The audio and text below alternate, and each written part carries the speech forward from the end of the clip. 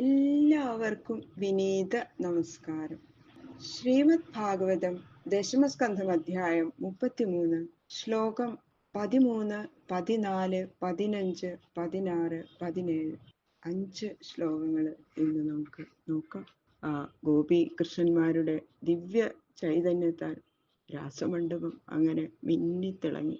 ഒരു ഗോപി ഒരു കൃഷ്ണന്, ഇങ്ങനെയാണല്ലോ അവരുടെ ക്രീഡ. മരതകക്കല്ലും മുത്തുമണിയും മാറി മാറി കോർത്ത മാല പോലെ ആ ഗോപീകൃഷ്ണ മാലകള് അങ്ങനെ ശോഭിച്ചു. അവരുടെ ആ നൃത്തം തുടങ്ങിയപ്പോ മഴക്കാറും ഇടിമിന്നലും എന്ന പോലെ രാസമണ്ഡലം അങ്ങനെ വെട്ടിത്തിളങ്ങി. ദേവന്മാര് രാസമണ്ഡലത്തില് പുഷ്പവർഷം ചെയ്തു. ദേവവാദ്യങ്ങള് ഇടതൂർമയോടെ താളക്രമത്തില് മുറുകി വന്നു. ഒരേ താളത്തില് ഒപ്പം കാൽ വയ്ക്കുക, കൈകള് ചുമലിൽ അർപ്പിക്കുക, ചില്ലികള് ചലിപ്പിക്കുക, താഴെ പൊങ്ങ, ഇങ്ങനെയുള്ള നടന സമയത്ത് അവളകളുടെയും നൂപുരങ്ങളുടെയും പൊൻചിലമ്പുകളുടെയും മധുര ശബ്ദം അവിടെ മുഴുവനും മാറ്റൊലിക്കൊണ്ടു. ഗോപീകൃഷ്ണന്മാരുടെ നൃത്തം മുറുക്കി വരുന്തോറും ശബ്ദവും അങ്ങനെ തുമുലമായിട്ട് വന്നു. ഇത് കണ്ടു നിൽക്കുന്ന ദേവന്മാരും ദേവസ്ത്രീകളും മോഹിച്ചുപോയി എന്നാ പറഞ്ഞു. ചന്ദ്രനും നക്ഷത്രങ്ങളും നിശ്ചലമായി, ജ്യോതിശ്ചക്രം തന്നെ നിശ്ചലമായി. എന്തൊരു അത്ഭുതം ആലോചിച്ചു നോക്കൂ. കണ്ണാടിയിൽ കാണുന്ന സ്വന്തം പ്രതിബിംബത്തിൽ എന്ന പോലെ തന്റെ പ്രതിബിംബങ്ങളാകുന്ന വ്രജസുന്ദരികളോടുകൂടി അഖണ്ഡ സച്ചിദാനന്ദ സ്വരൂപിയായ ഭഗവാനോടുകൂടിയുള്ള ആ ലീലാരസത്തില് ലയിച്ച ഗോപികള് സ്വന്തം ദേഹത്തെ പോലും മറന്നു. ക്രീഡയില് തളർന്ന ഗോപികളുടെ ആ തിരുമുഖ പത്മത്തിൽ പൊടിഞ്ഞ വിയർപ്പ് കണങ്ങളെ കരുണാവാരിധിയായ ഭഗവാൻ തന്റെ പാണിപല്ലവത്താൽ അങ്ങനെ തുടച്ചു കൊടുക്കുന്നു. കൃഷ്ണായ വാസുദേവായ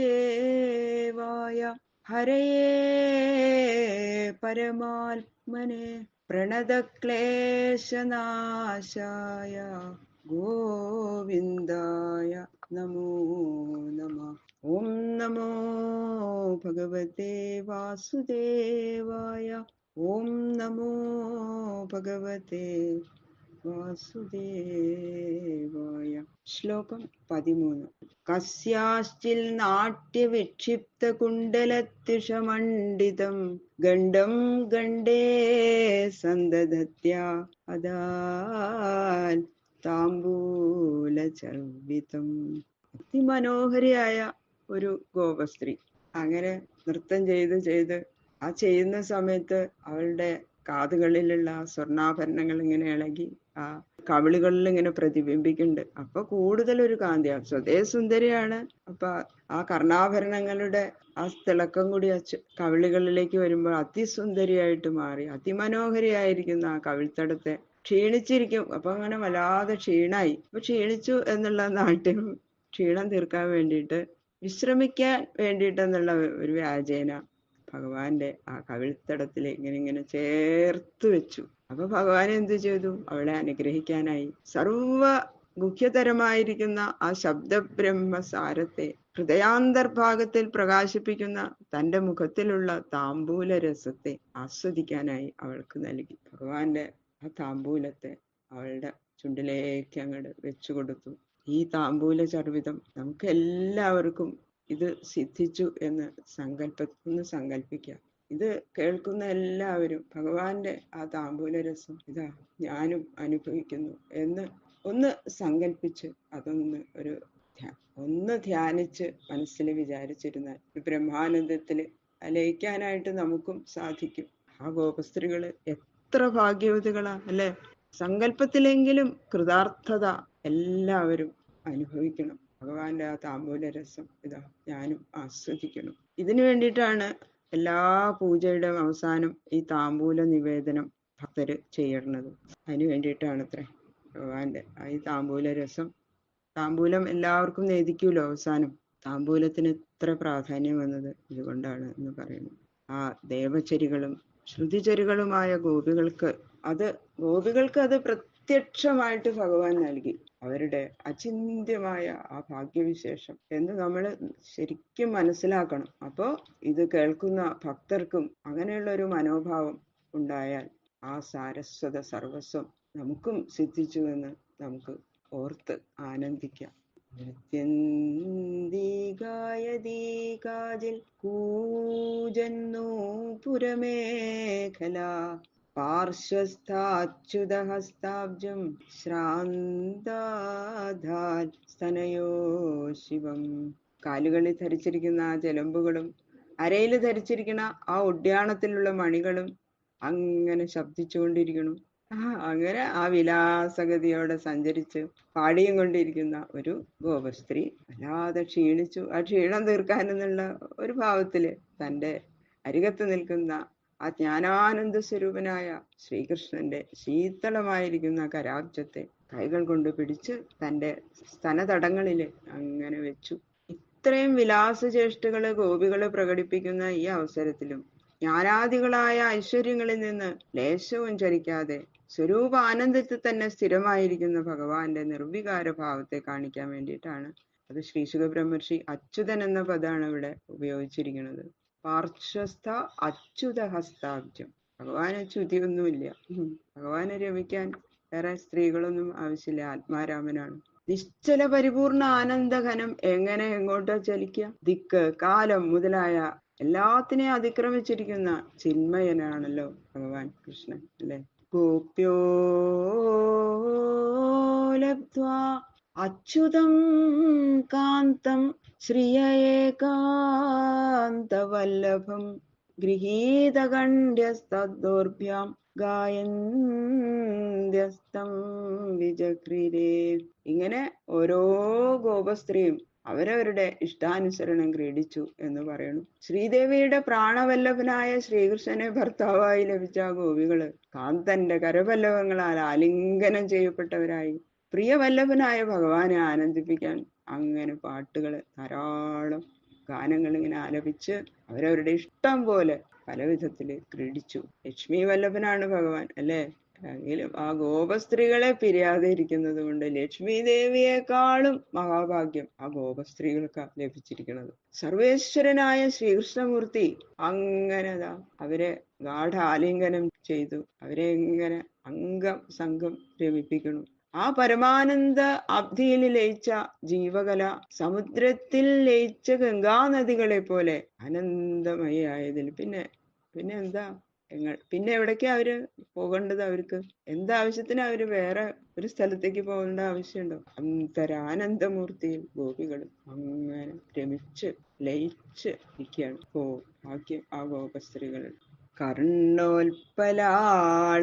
വിടങ്കകപോലഘർമ്മ വക്ത്രശ്രിയോ വലയനൂപുരഘോഷവാദ്യൈ ഗോപ്യസമം ഭഗവതാ നൃതു സ്വകേശസ്രസ്തസ്രജോ ഭ്രമരഗായക രാസഘോഷ്ട്യ.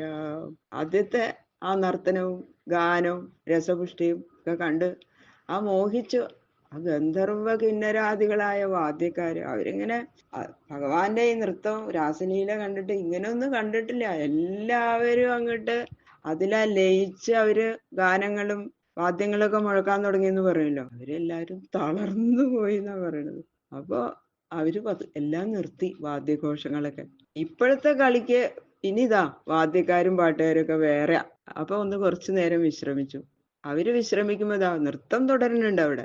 കർണങ്ങളില് ധരിച്ചിരിക്കുന്ന ആ നീല താമരപ്പൂക്കൾ കൊണ്ടും ആ നർത്തനം ചെയ്തതിന്റെ ആ വേഗം കൊണ്ട് അഴിഞ്ഞു വീണിരിക്കുന്ന ആ കുടില കുന്തളങ്ങളാൽ അലങ്കരിക്കപ്പെട്ട കവിൾത്തടങ്ങൾ കൊണ്ടും അധികം അങ്ങനെ വിശ്രമമില്ലാതെയല്ലേ അവര് ഗോപസ്ത്രീകൾ നൃത്തം ചെയ്യണത്. അപ്പൊ അവരുടെ മുഖത്തൊക്കെ ഇങ്ങനെ മുത്തുമണികൾ പോലെ വേർപ്പിങ്ങനെ പൊടിഞ്ഞു. അപ്പൊ അങ്ങനെയുള്ള ആ ഗോപസ്ത്രീകളുടെ മുഖശ്രീ ഏറ്റവും അധികരിച്ചു എന്ന് പറയണം. അത്ര സുന്ദരികളായി അവര്. അങ്ങനെ നർത്തനം ചെയ്യുന്ന സമയത്ത് ആ ഇളകുന്ന കൈവളകളിൽ നിന്നും കൈകളുടെ അവിടെ വാദ്യഘോഷങ്ങളൊന്നുമില്ല. ഇവരുടെ ആ വളയുടെ ശബ്ദം, കാൽച്ചിലമ്പുകളിൽ നിന്നും അരമണികളിൽ നിന്നും പുറപ്പെടുന്ന മനോഹര ശബ്ദങ്ങള് വാദ്യങ്ങൾ എന്ന പോലെ ഇങ്ങനെ മുഴങ്ങിക്കൊണ്ടിരുന്നു. എന്താ വർണ്ണന! ആ കളിയുടെ വേഗം കൊണ്ട് ഇങ്ങനെ അഴിഞ്ഞിരിക്കുന്ന തലമുടികളിൽ നിന്ന് താഴെ വീണിരിക്കുന്ന പൂമാലയുടെ സൗരഭ്യം അവിടെ ഇങ്ങനെ മുഴുവനും സൗരഭ്യം പൊഴിച്ചുകൊണ്ടിരിക്കുന്നു. ഇതിന്റെ ആകർഷണത്തില് വണ്ടിൻകൂട്ടങ്ങള് മുരണ്ടുകൊണ്ട് 4 ഭാഗത്തും പറക്കുന്നത് കൊണ്ട് അവ തന്നെ പാട്ടുകാരുടെ സ്ഥാനം. അവർ അങ്ങനെ പാട്ടുപാടുന്ന പോലെ അവരെ വണ്ടുകളുടെ ശബ്ദം. ഇങ്ങനെ കൊട്ടും പാട്ടും നിറഞ്ഞിരിക്കുന്ന ആ രംഗസ്ഥലത്തിൽ ഭഗവാനോടൊപ്പം ആ ഗോപികള് നർത്തനം ചെയ്തു. എന്തു മനോഹരമായ ദൃശ്യം! ഏവം പരിഷ്വംഗകരാഭിമർശ സ്നിഗ്ധേക്ഷണോദ്ദാമ വിലാസഹാസൈഃ രമേശോ വ്രജസുന്ദരീഭിർയഥാർപ്പക സ്വപ്രതിബിംബ വിഭ്രമ. ഗോപികള് നാനാവിഭ്രമങ്ങളോടുകൂടി ഭഗവാനോട് ഒരുമിച്ച് രമിച്ചതുപോലെ ലക്ഷ്മി പല്ലവനായ ആ ഭഗവാനും ആലിംഗനം, സ്തനാദിസ്പർശനം, അനുരാഗത്തെ പ്രകാശിപ്പിക്കുന്ന കടാക്ഷം, അധരചുംബനം, മന്ദഹാസം എന്നൊക്കെയുള്ള ആ വിലാസചേഷ്ടകൾ പ്രകാശിപ്പിച്ചുകൊണ്ട് ആ വ്രജസുന്ദരികളായ ഗോപികളോട് ചേർന്ന് രമിച്ചു. എന്ത് ആഗ്രഹിക്കണം അതെല്ലാം ഭഗവാനും അവർക്ക് വേണ്ട പോലെ അവരോടുകൂടി ചേർന്ന് തന്നെ രമിച്ചു ഭഗവാൻ. എന്നാൽ ഭഗവാനും ഗോപികളെ പോലെ മോഹയുക്തനായെന്ന് വിചാരിക്കാൻ പാടില്ല. ഒരു ബാലൻ തന്റെ പ്രതിബിംബങ്ങളോടുകൂടി ക്രീഡിക്കുന്നത് പോലെ ഭഗവാൻ ക്രീഡിച്ചു എന്നാണ് പറയുന്നത്. കുട്ടികള് തന്റെ ദേഹങ്ങള് വസ്ത്രങ്ങളൊക്കെ ഇങ്ങനെ നല്ലോണം അലങ്കരിച്ചിട്ട് കണ്ണാടിയിൽ നോക്കി ഇങ്ങനെ അല്ലെ തന്റെ ഭംഗി എങ്ങനെയുണ്ട് എന്നൊക്കെ നോക്കി ഇങ്ങനെ ബിംബങ്ങൾ നോക്കി ഇങ്ങനെ ആനന്ദിക്കില്ലേ? അതിന് ആ രൂപത്തെ നോക്കി ചിരിക്കുക, ഗോഷ്ഠികൾ കാട്ടുക, ഇങ്ങനെയൊക്കെ വിനോദിക്കില്ലേ? അതുപോലെ ഭഗവാൻ തന്റെ സർവകലാ കൗശലവും ഗോപികളിൽ സ്വമായയാ പ്രവേശിപ്പിച്ച ശേഷം ആ മായാദർപ്പണത്തിൽ പ്രതിബിംബമായ ഗോപികളുടെ വിലാസാദികൾ അനുസരിച്ച് താനും രമിച്ചു. ഭക്തകളായ അവരുടെ മനോരഥത്തെ സാധിപ്പിക്കാൻ അവരോട് ഒരുമിച്ച് ലീല ചെയ്ത ഭഗവാൻ ലീലാസമയത്തിലും നിർവികാരനായി തന്നെ ഇരുന്നു എന്നാണ് അതിന്റെ അർത്ഥം. പ്രതിബിംബം ബിംബത്തിൽ നിന്നുണ്ടായ ഛായ എന്ന പോലെ ഗോപികളും ഭഗവത് ആനന്ദോപജീവികളായതല്ലാതെ ഭഗവാന്റെ ആനന്ദമാണ് അവരുടെ ആനന്ദം അല്ലെ? ഭഗവാന്റെ കാരുണ്യം കൊണ്ടാണ് അവർക്കും ആനന്ദം ഉണ്ടാവുന്നത്. ഭഗവത്കലാ ഭിന്നമായിട്ടുള്ള യാതൊന്നും അവരെയും ബാധിച്ചിട്ടില്ല. ആ ബിംബപ്രതിബിംബത്തിന്റെ ഉദാഹരണം കൊണ്ട് നമുക്ക് മനസ്സിലാക്കേണ്ടത് യഥാർപ്പക സ്വപ്രതിബിംബ വിഭ്രമ എന്ന് പറയാൻ കാരണം അതാണ്. ആര് ഏതേത് വിധത്തില് ആനന്ദിക്കുന്നുണ്ടോ ആ ആനന്ദം എല്ലാം അനുഭവിക്കുന്നത് ഭഗവാന്റെ ആനന്ദം തന്നെയാണ് അല്ലെ? ഭഗവാന്റെ കാരുണ്യം കൊണ്ടാണ്. ഭഗവത് ആനന്ദം തന്നെ. ആനന്ദം എന്നുള്ളത് ഭഗവാന്റെ ആനന്ദമാണ്. ബുദ്ധിമാന്മാര് അതൊക്കെ അത് മനസ്സിലാവും. ജലം ഏത് വിധത്തിൽ സിദ്ധിച്ചാലും അതിന്റെ കാരണമായ അപാര സമുദ്രത്തിൽ നിന്ന് തന്നെയാണ് എന്ന പോലെ ഏതു വിധമായ ആനന്ദവും ആനന്ദഘനമായ ചിന്മയ ശ്രീകൃഷ്ണനിൽ നിന്നു തന്നെ എന്ന് അതാണ് മനസ്സിലാക്കേണ്ടത്. അങ്ങനെയല്ല വെച്ചാൽ ഇപ്പൊ ശവശരീരത്തിനെ ആലിംഗനം ചെയ്താലും ആനന്ദം സിദ്ധിക്കണ്ടേ? അപ്പൊ പ്രകൃതിയുടെ അനന്ത വികൃതികളെ ചലിപ്പിക്കുന്ന ആ ചിന്മയ ശ്രീകൃഷ്ണൻ ഏകൻ മാത്രം, അവികൃതൻ, നിത്യാനന്ദ നിശ്ചല സ്വരൂപൻ. സൂക്ഷ്മബുദ്ധിയ നമുക്ക് മനസ്സിലാക്കാം. ബാക്കിയുള്ള ശ്ലോകങ്ങളിൽ നാളെ നോക്കാം. സർവത്ര ഗോവിന്ദനാമ സങ്കീർത്തനം. ഗോവിന്ദ ഗോവിന്ദ ഗോവിന്ദ ഗോവിന്ദ.